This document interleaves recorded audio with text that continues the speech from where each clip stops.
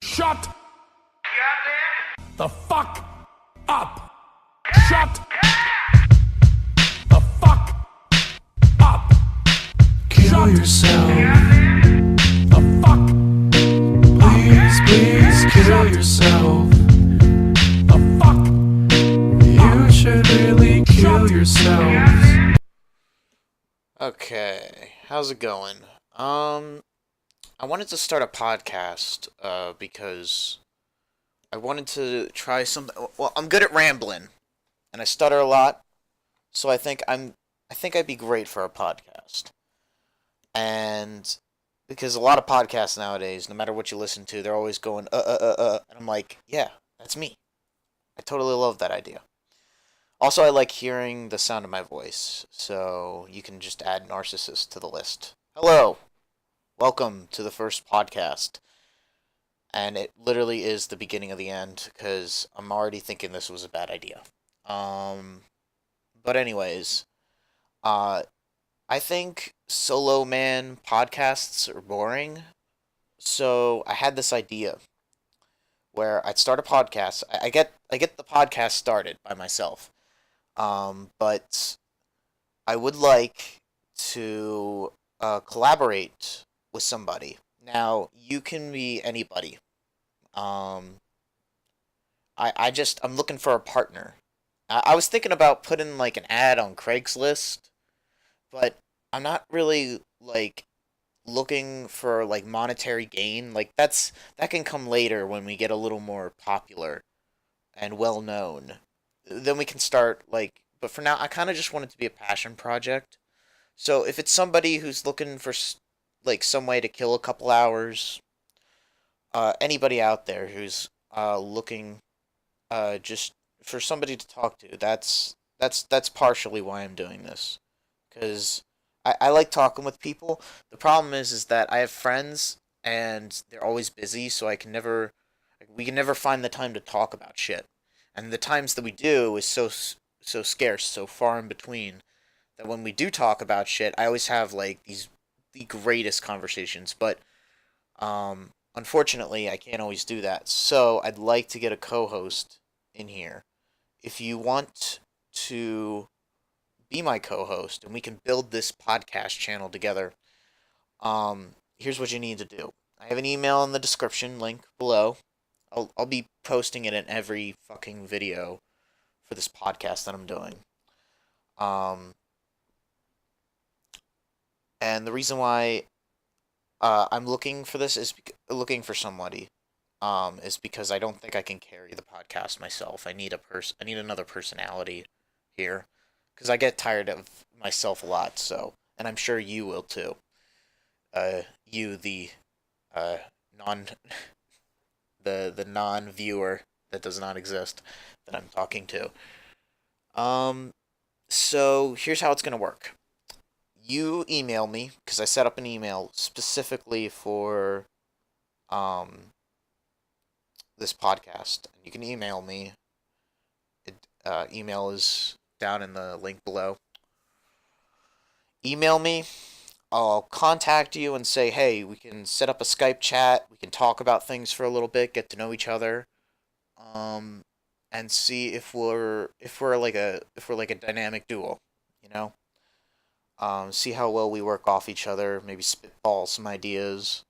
I just want to get to know you. I do have one guideline. There will be hidden guidelines when we get to the Skype chat, but the one rule before you even think about emailing me is you have to be 18 or older. That's my only rule. You can be living in a different country. You could be living in a different state. If you're living in the U.S., I live in the U.S., by the way. You can. I guess it's kind of important. I'm gonna make up a new rule on the spot. I didn't think about it till just now. Language barrier. That's gonna be a bit of a problem. So if you can't speak English, I apologize. I'm uncultured and I don't know any other languages. I took Latin once, but that went out in one ear and out the other. So what? So after I get all the emails, I'll contact you like individually. I don't think it's going to be like an overflooding thing. And this will go along. This will go on until I find a person, and I'll announce it in a video or whatever at the start of another podcast episode. Who knows how long that's going to take? But one thing I would like to say though is if you do have any ideas for the podcast, just email me them. Use the email because I always am looking for ideas, things to talk about. I wrote a little like paper here, and it says shit to talk about, and I kind of just wrote a bunch of bullshit on there. I'm like, okay, I'll ramble about this for a little while. So let's get to the introductions. Who am I? Well, I'm sorry I can't let you know that. Maybe in the future. Maybe in the future. For now, I'm just a person. Hello, I am Person Man. I am 22, and I live in the U.S., and that's all you really need to know right now. I have interests in all kinds of media, music, video games, anime, movies, books here and there. Classical literature isn't really my forte, but what I do, where my passions truly lie, is in the art of movies and video games. That's where I really enjoy shit. I really love music too, but like it's more of a emotional, feely kind of thing. I can't really like describe it from a technical level. I can try to, but it sounds very stupid when I try to explain it that way. So, I guess let's see. What's the first topic here? Oh yeah. Um, so I wanted to talk about let's talk about a movie topic. Recently, I saw the movie Ready Player One, and the movie was overall good. A lot of people in the theater that I went to see it alone because I have no friends. Um, I saw it, and like the people in the theater seemed to really enjoy it. I remember hearing like a bunch of laughs, and it's like, and it was mostly at the referential humor because there was a lot of referential jokes, and it's like the whole movie should have been retitled "Remember This, the Movie." That's literally what it was because it was like it was so many nods and winks like throughout the entire movie. It's like, oh, there's that thing.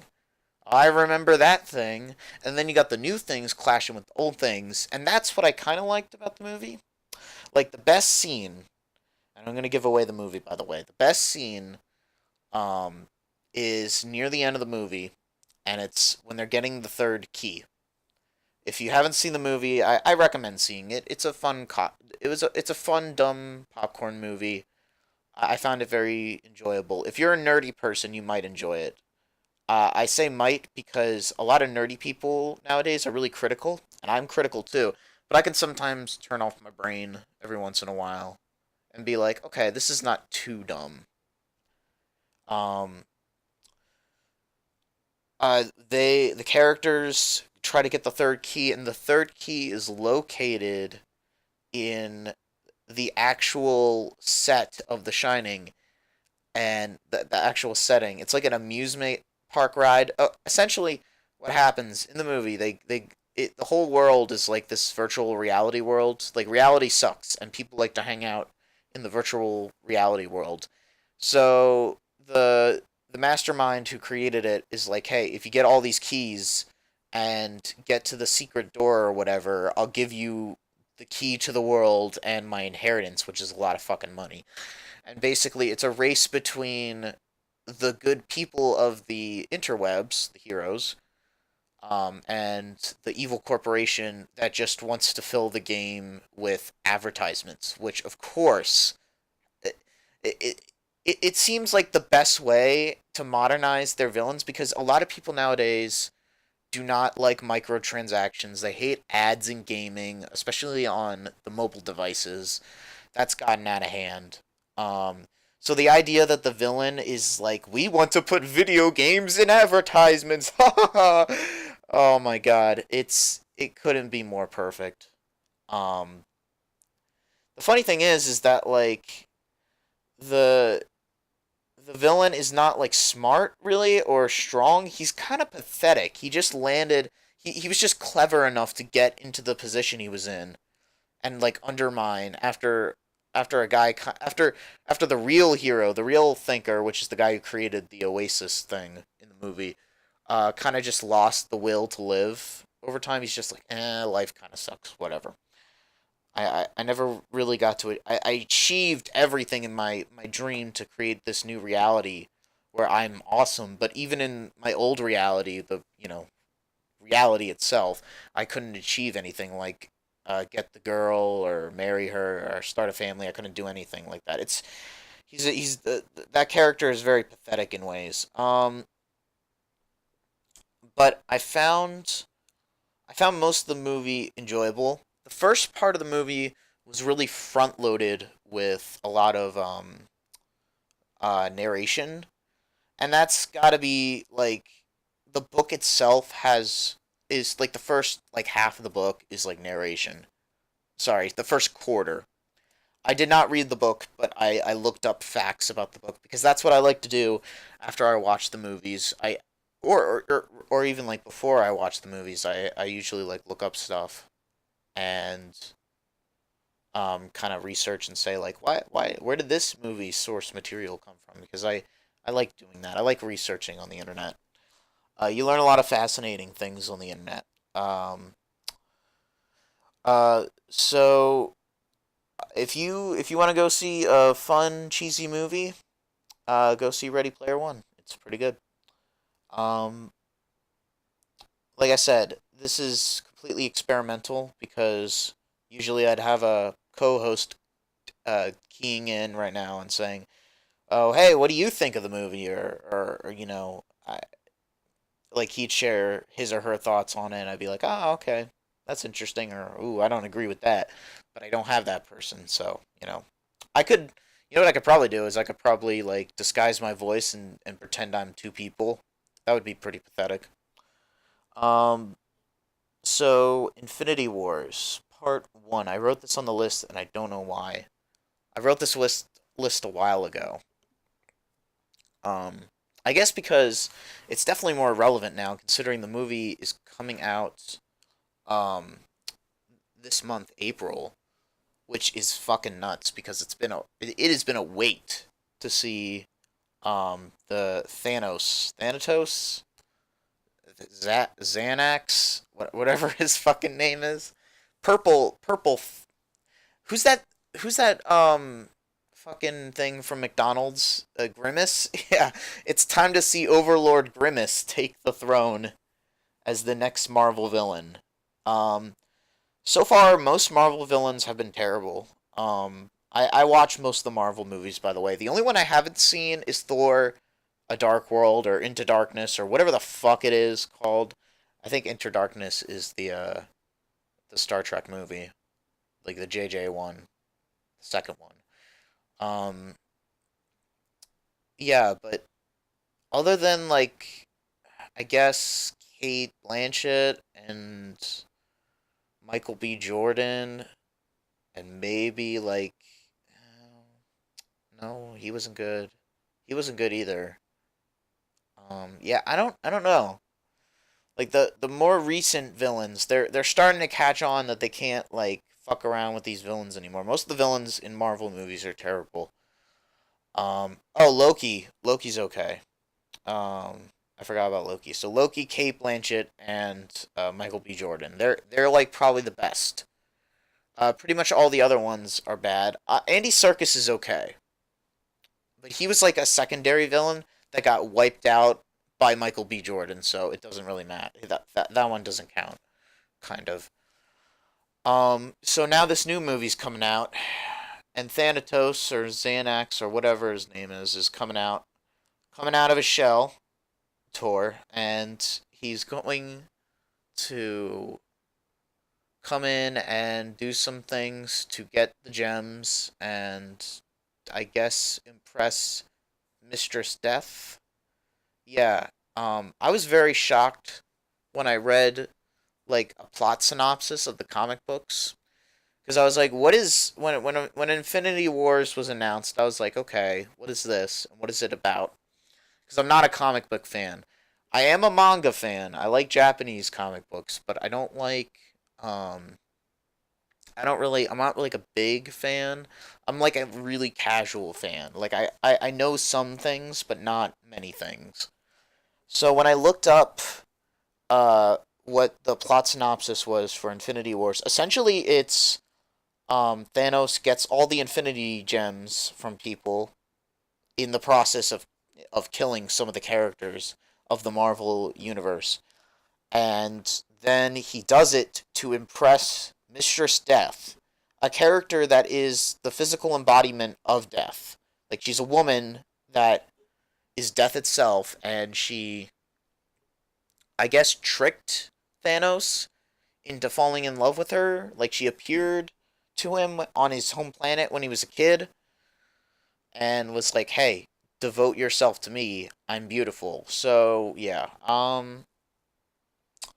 And then she like revealed herself later. It's like, actually, I am all powerful death, angel of death, whatever, cosmic angel of death. Um, and yeah, that's the whole thing. And it's just all the Avengers and everybody else, all the heroes of the Marvel universe, just shitting their pants because they have no control of the situation. Like, they're trying to fight back, but the Infinity Gauntlet, if you don't know, doesn't just like give you ultimate. It basically makes you God.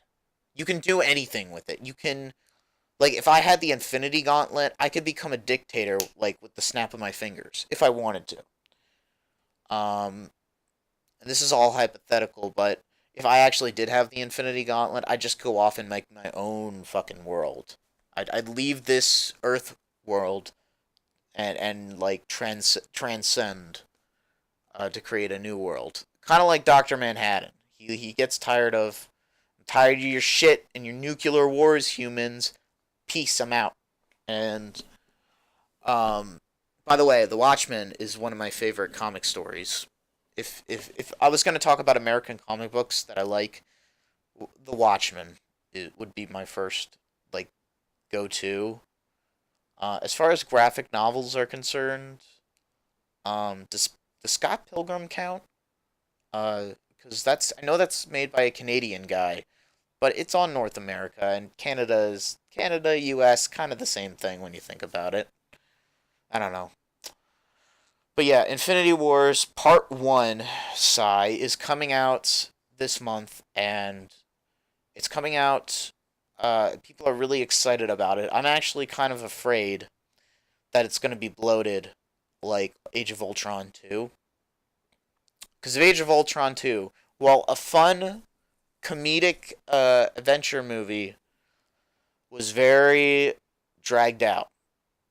And the last movie, Black Panther, which I did see, I really enjoyed. I enjoyed it a lot. And yeah, I can't express how much this is important, but they better have more character moments than action scenes, because where their real strengths come from are the character moments. That there were some really good character moments in Black Panther, like when spoilers. Just gonna give you that break there for a sec. Spoilers in Black Panther. There's like two separate scenes where characters get to talk with like their fathers, like fathers that are dead now, and they're so different, but they're so similar. I just enjoyed when people were standing around talking about shit, because I'm a boring, disgusting person that enjoys when characters are just being characters, not when the Superman goes and blows up the thing and the Jedi comes out and he deflects the laser from the thing. You can obviously tell what kind of camp of person I'd fit into. Um, yeah, I don't know. I don't know what's gonna happen with this movie. I'm really hoping it's good. I mean, I'm gonna like it either way because I have my Marvel bias because most of DC movies are terrible, except for Wonder Woman, which is like a B-rated Marvel movie. It's like Marvel's B material. That's as good. That's as good as DC has gotten. Like they're as good as like Ant-Man or something like that. Like ugh, it was just kind of like um good, enjoyable. I would say go see Wonder Woman at your house because movie theaters are dying, and I don't think Wonder Woman is in theaters anymore. Um, of the recording of this. What is coming out soon for all my anime fans out there? Persona 5 is finally getting an animation release in subtitles on Crunchyroll. Crunchyroll is a decent service for when I want to watch new episodes of subbed shit. Um, and like kind of discovering new animes. It's kind of like a taste tester subscription. I don't usually buy it that often to watch like it's like Netflix where it has everything I want, and sometimes Netflix or Hulu doesn't have everything I want, or HBO or any of those fucking subscription channels. Amazon comes the closest, but that's only because their library is literally every DVD or movie or TV show that's on digital download. Not everything is rentable, but most things are. Um, yeah, I don't really know. But Persona 5 is coming out like the animation. The game has been out for like ever, and I played that game to death.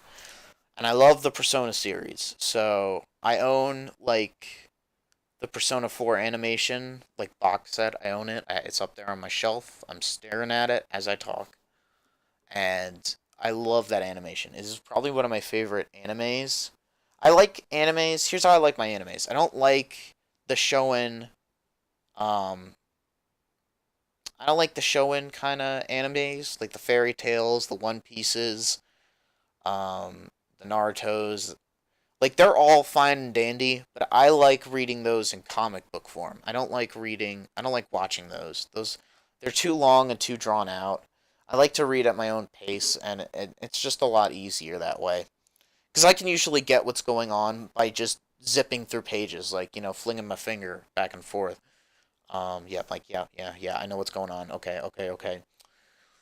Like an anime gets dragged out, and then it has filler on top of it. I like a neat, concise story. 25 episodes, preferably, or 20 or 10 episodes or 20 episodes, kind of telling a story and then ending, then wrapping it up in a nice bow.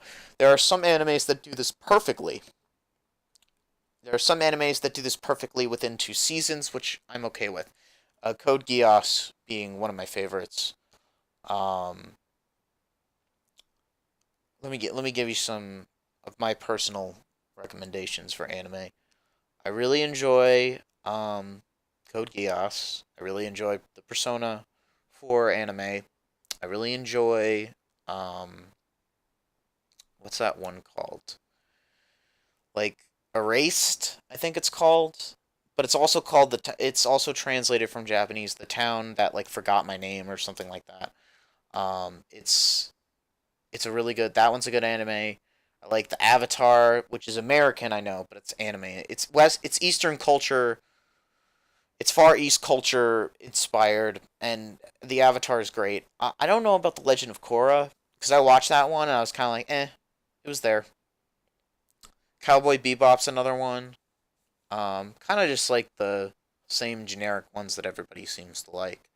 Full Metal Alchemist is one of my jams too. I do like all the Shonen shit too, like all the Naruto's and Dragon Ball Z's and shit. Dragon Ball Super is kind of it's not a joke to me personally. A lot of people like it, and I don't understand why. I think people just like to see fights. And honestly, I like characters more than I like fights, and a lot of the characters in Dragon Ball Z aren't really that interesting to me. So, eh. But Persona 5 animation is out or coming out soon. and on Crunchyroll, and I'm gonna watch it later. I'm gonna look for it because I really enjoyed it, and I want to see what they kind of like add or change from the game. I don't know how they could really change that much. The only thing that was really changed in Persona 4, spoilers, is that there were like some things that were kind of like messed around with, and it was mostly to the benefit of the show because the show is adapting um a story from a game to an animation, and that can be very difficult. It's why a lot of video game movies fail. Ready Player One is not an example of a video game movie, although you can say it is, because technically it is about a video game. But I consider a video game movie, the property has to be a video game first. The Oasis or Ready Player One was a book before it was a movie. It was not a game. And even if somebody makes a game of Ready Player One, they're never going to make it to the level because that Oasis game is like a virtual reality game out of like science fiction that doesn't exist in reality and could not be created. Like the number upon number of properties you'd have to make the Oasis, it would just be ridiculous. In fact, the closest thing to Ready Player One in this world is VR chat, and yeah, enough said. The better. Although I do like VR chat, I mostly like getting drunk on VR chat and talking to people. It's a very weird social experiment. Um, I also like trying to trick people into thinking uh that I'm somebody else. Like I'll try to do voice impressions, like terrible voice impressions, and they'll actually like believe it for a second, and then they'll be like, "Wait a minute, nah, he's lying." Um, so yeah, let's move on to video games. Video games is probably my most talked about idea in my mind. I love video games so much. I've played them since the beginning of my life force, and I got like three topics that barely scratches the surface of what I like about video games, and there will be podcast episodes coming up soon where I just rant about video games for hours. And if you like that stuff, tune in because there will be more. Um, Replaying. What do I have here on the list? Oh shit. Okay. PlayStation Now sucks. That's what I wrote, and then I underlined it with exclamation points. Yeah. So I played PlayStation Now. I did not pay any money for this. I did the 7-day trial. And for those who've never used it or don't even know what it is, PlayStation Now is an idea from Sony that was like, hey, I got an idea. Let's take all the games from our previous consoles, some from our current console, and then throw it on a streaming service. You can stream video games and play them. Terrible fucking idea. The frame rate, the frame rate. The visuals it looks like a bad GIF video. You know when like YouTube is kind of buffering out videos and everything looks like glitchy and foggy? That's what the game looks like. It's just terrible. It looks like you're watching a bad YouTube video. Um, every once in a while, I have like a graphical hiccup once in a while. Like I think my TV is breaking. It looks like the screen is tearing. Like just flat gray colors will flat gray lines will just appear across the screen. I'm like, whoa. I played a few games through the subscription that were on Last Platformer. I played Yakuza 5 for a little bit. That game is I don't really like the Yakuza games. They're not terrible. They're just not my cup of tea. Cause when I play an open world game, I expect to like run around and kind of like do Grand Theft Auto shit. And I've always wanted like a Grand Theft Auto in Japan. And I kind of got that with Sleeping Dogs, except it's in Hong Kong and it was more like a karate beat 'em up kind of thing. Like Yakuza is straight up like like beat 'em up scenarios. You can do like things that you could do in Sleeping Dogs, only taken to the extreme. Um, but what I do like about the game is all the mini games and all the distractions it has, because it just reeks of Japanese culture, which I enjoy profusely. Should I be using that word? I don't even know what that means. I'm just using smart words to make myself sound smart. What else did I play? Yeah, I played Fallout 3 on that, and holy shit, Fallout 3. So, Fallout. I haven't played Fallout 3 in a long time. I I played Fallout 3. I played Fallout New Vegas, and I played Fallout 4. I've never played the other two games that came before Fallout 3. Fallout 1 and 2, whatever. They're like the top-down ones, and a lot of people out there have boners for those games, and I don't really see the appeal. Like, okay, I see the appeal on like a story-driven level and like character moments, but the game is too archaic for my taste. And I'm like, like, oh, that part looks interesting, I guess. And like, ooh, there's the TARDIS from Doctor Who. Like, that's a funny Easter egg. But for the most part, I don't care about it. It's kind of meaningless. Um, but what I do like is, when Fallout 3 came around, that was my jam. Like, I played that game for hours. It's funny because I always play that game, and then I come back to it like years later, and I find things that I've never seen before, like experiences that I've never like whether it's a glitch or not, and I'm like, huh, that's weird. Um, and you know what? It's the game that just keeps on giving, whether I want it or not. Fallout 3 is not a perfect game, mind you. It's got a lot of graphical problems. I played it on the PS3 originally, and that was one of my main problems. Uh, when moving on to like Fallout New Vegas and Fallout 4 is that I started to go back and like notice like, oh wow, this actually wasn't as good as I remember it. And I played it on PS Now, which was the worst thing ever because I remember it freezing up a few times where I was like, "Whoa, calm down, bitch." Like the files on on my PS3 would get too big that the game would start to choke up and just freeze. Like that's the problem with Fallout 3 is that as soon as you start like completing everything and the game's file gets too big, the frame rates start dipping and things start stuttering and crash, freeze, whatever. I tried to do everything once in Fallout New Vegas, and that runs on the same engine, and it just it got fucked. Fallout 4. And I'm gonna be honest with you people out there. Fallout 4 is actually my least favorite of the three. I actually like Fallout 3 more than Fallout 4. I know that's crazy. But I remember like watching people complain about Fallout 3, and guess what? Most of those people um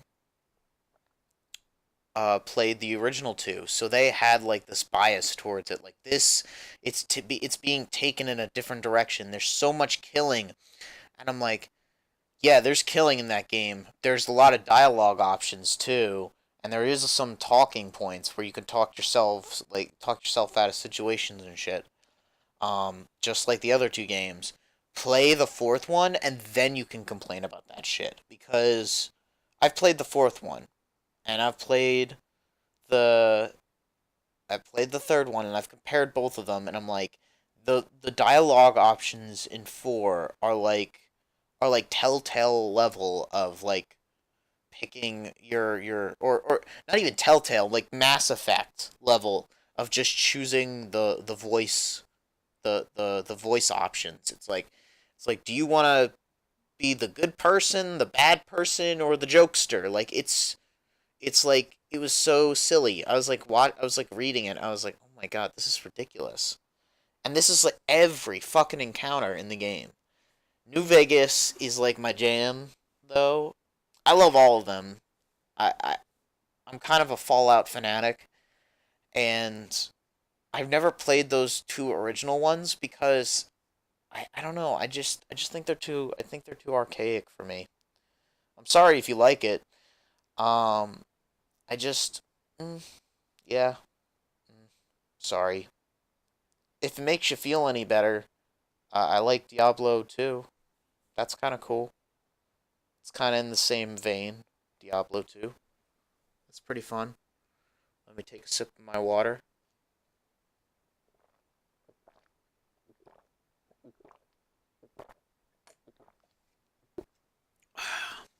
Okay, that was a lot of sips, but my throat is already dying.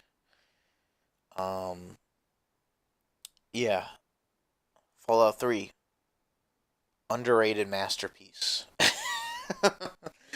um, I actually kind of want to go play it now. Now just thinking about it, because there's so many iconic things like the DLC, the characters you meet along the way. I don't like the main story of the game. Your dad chasing after your dad is such a throwaway thing. I love like the New Vegas stuff more because that world's more lively and you get to do more things in it than you could in Fallout 3, where there's less people, less civilizations.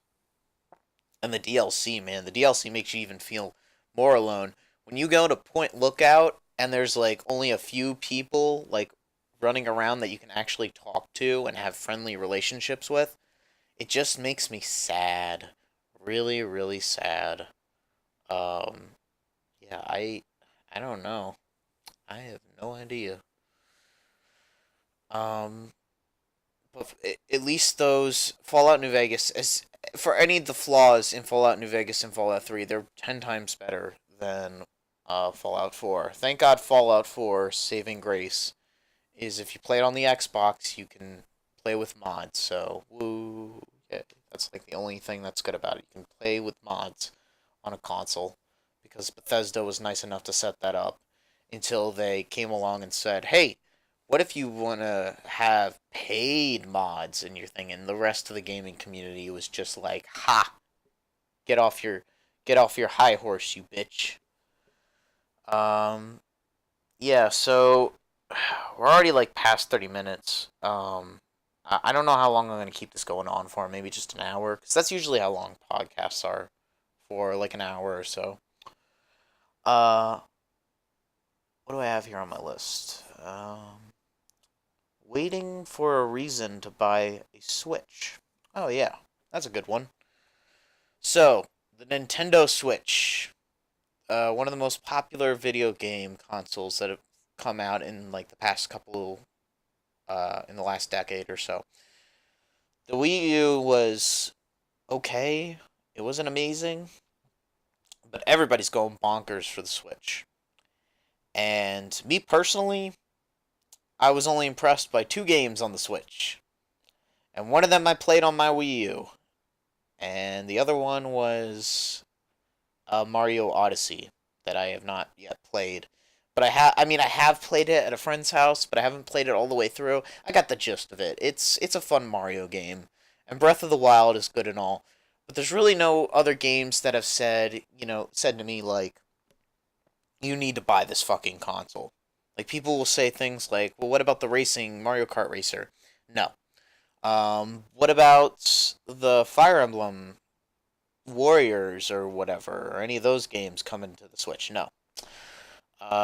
What about what is that one game? The Kirby game that just came out recently, like Star Allies or whatever. It's like no, I played too many Kirby games. We could go into a rant about how many Kirby games I've played. I've played a lot, and I love Kirby games, but I'm kind of sick of them. Every time I go, I remember when I played Kirby Robobot Planet or whatever for the 3DS, and I was like, a new Kirby game, and this has mechs in it. I'm like, this will be great. I got like halfway through the game, and I was like, I'm already bored of this. It's ridiculous how like it's okay. It's not a terrible game. I guess because the reason why I find Kirby games boring now is because there's no challenge to them. and that's why I don't want to buy the new one. Like, I'm still waiting for that game to sell me. Like saying, yes, that is what I want. And what I'm waiting for are two games that have yet. No, sorry. Three games that have yet to be announced. We have Super Smash Brothers for the Switch. And that could be. I'll get into that for a sec. But I'm going to talk about the other two games first. The other two games are the Fire Emblem game and the Metroid 4 Prime, whatever, Metroid Prime 4 game. The Fire Emblem game, I am a new Fire Emblem fan. I played Awakening, I played Fates, and then um, I played one or two of the classic games, and then I played the new one for the 3DS, the like Echoes game, Fire Emblem Echoes, Fire Emblem Metroid Prime Echoes. Why did they use that name? I guess Echoes is a cool word. Um, but like, and then I it's a new Fire Emblem game. It's not like the Muda game that came out recently. Um, so I'm waiting for that, and if that looks like really interesting, I'll be like, yeah, okay, I'll buy the console. Cause um, and then the other thing I'm gonna buy that hopefully will sell me on buying a Nintendo Switch is uh Samus Metroid. I haven't played a Metroid Prime game since the third one, and I haven't played a Metroid game period since Metroid Prime 3. So I've been waiting for like a good Metroid game to come out. Still hasn't happened. I mean, the 3DS one had a lot of people excited, but it was basically a remake of Metroid Prime 2. No, it wasn't basically. It was a remake of Metroid Prime 2. And that's not bad necessarily. It's just like whatever. It's just like I already played that game on the Game Boy. I didn't like it that much. Didn't like it. Don't like it now. Totally the same game. No need to look into it. Um, but if there's any game that's going to get me to buy the Switch, it's the Smash Bros. Game. Um, if it's a remake, by the way, of the last Smash Bros. Game, it's been 2 years, 2 or 3 years, since they made since they finished Smash Bros. 4. Um, so now we're waiting in anticipation for what they're going to reveal. And I think they said that there was going to be a playable demo for the game at E3, which means we only have to wait till E3 for it to happen. My problem uh, is that if it's a remake, I don't think I'm gonna be buying that game. I'm gonna be waiting for the next Smash game to come out. If it isn't a remake, then it has to really impress me because the last game was pretty damn good. So it's kind of like a lose-lose situation, and has a possibility of losing me either way. Which I really hope not. I really hope that they bring out a really exciting and new roster with really exciting characters that I want to see fight, with returning a lot of the old cast from like, here's in a perfect world, here's how I would want it to be done. And I'm sure a lot of you out there would agree with me. Take all the characters from the last game.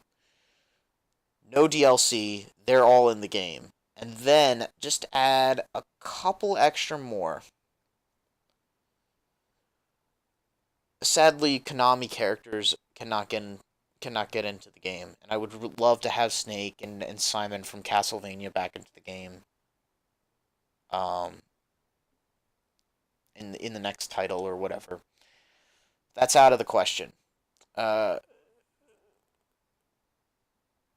what you dude? They would make so much money doing this. You put the whole game on there with all the characters from the last game, and then you add the Inklings, and then you add DLC later, and then with the release of the game, you create a new adventure subspace emissary, and make all new cutscenes and all this other bullshit. to basically make Brawl, but with the fighting engine from Smash 4. People would love that shit. I'd buy that shit immediately. I wouldn't even think twice about it. I'd sell my Wii U, I'd sell my PS3, I'd sell my fucking soul to the devil if that could be, if I could have that game in my possession. Yeah, because there are aspects from previous Smash Bros games, mostly Brawl, that I wish were continued into the next game that were not adapted, and it just kind of sucks. But whatever happens, one thing I also kind of hope for is that the indie titles out there get their spots, because they didn't get the support or show up like I thought they were going to. I really hope that there's a lot of um, indie game characters in there. And if somebody is not going to get Nintendo to get those indie platformer characters in there, then why don't we just make an indie Smash Bros and just throw all the indie characters in there? Because honestly, um, somebody should get on that. Patreon or not Patreon, Kickstarter projects. Uh, Take 10 years to make a good game, a polished fucking game to make an indie Smash Bros. I'd play that. I'd back that immediately. Even though I don't do Kickstarters. Because they're kind of dangerous. And they often fail a lot. Especially the last couple that have come out. A Hat in Time was not a failure. Ukulele was. Shovel Knight will always be the best example. And yeah, that's pretty much. And Mighty Number 9 is Trash Fire. That's basically my opinion on indie gaming for the last like 2 years or 2 or 3 years or so. Speaking of indie games, Super Meat Boy is coming out, or I should say, Super Meat Boy Forever is coming out. It's a sequel. Don't be confused. It's not like a re-release or a re-amped version on the Switch. I consider it as a sequel as much as The Binding of Isaac Afterbirth Plus Super Turbo Edition, whatever, on the Nintendo Switch is a sequel. Like it's got new stuff in it. It's the final improved version. But Super Meat Boy looks like it's been totally changed. Like it's weird because there's now more mechanics to the game. So I'm gonna consider it a sequel. It is a sequel. It's Super Meat Boy 2. Super Meat Boy 2 is coming out for the Switch and I think other places, probably the PC. Um, and it's weird because Super Meat Boy has like a dash. He has an air dash and he has a slide, which just makes things even more infuriating because now I have to worry about two more mechanics. The original Super Meat Boy was already hard to begin with because you had running, jumping, and wall jumping, and like falling momentum. Like those are your main four things, and now I have to worry about dash attacking enemies, and like sliding under things. Like no, I don't like it. It's gonna be fun. It's gonna be frustrating, but I hope that game picks up a lot of traction and brings new people into the Super Meat Boy fan base, and hopefully it'll convince people to play that game. Because I know it was a success, but like people are already forgetting about it. Like when I talk to people sometimes, it's like, "Hey, you guys remember Super Meat Boy?" And they're like, "What?" They're like looking at me like I got two heads, and it's just like, "Oh man, that's sad. Why don't you guys know Super Meat Boy?" Anywho, let's see. Let's see where we're at. Okay, so I'm gonna be trying out some things. This time I'm going to read some random news articles I found online. Through random links. Let's see where it takes us. Canada shaken as 14 killed in a hockey bus crash. Okay. Montreal hockey mad. Yeah, blah blah blah blah. Okay, so this is a story about like 14 people that were killed. Uh, in like a hockey bus. I guess they were going to a game, or yeah, that's sad. Um, my heart out to those people. What were they called? The Saskatchewan Junior Hockey League playoff game against the Nipawin Hawks. So, if you're a member of the Nipawin Hawks, sorry. I'm sorry for your loss, and for the family and friends, of course. Yeah, I don't like reading articles like this usually, like in my personal life, because it's kind of the same shit all the time. Like, people died in an explosion, people were gunned down by some school shooter or some shooter with an agenda. Like, it's always the same shit. And I don't know why people stay interested. I guess because of morbid curiosity. I remember talking to like people, and it's like, well, you have to watch it. It's like they almost sound like they made it sound like it was like an obligation. Like, you have to see all the terrible shit that's going on in the world. It's like, I don't want to. I really don't. It's awful. It's always the same shit too, because people never learn. History repeats itself. Yada yada yada.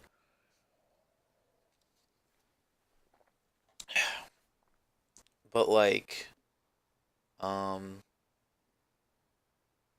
or it's like government conspiracies and migration, corruption, job issues.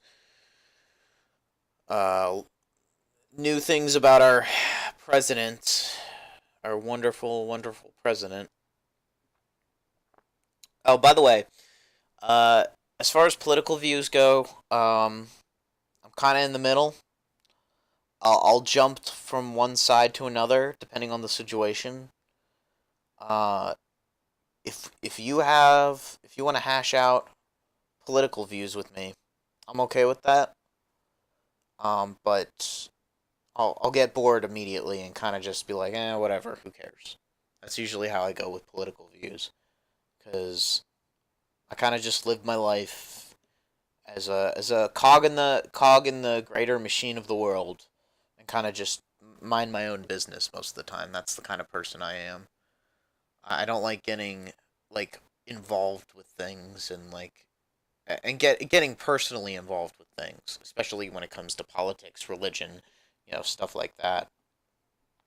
But whenever I get somebody to do this podcast with me, and we work on it together and actually build a real podcast,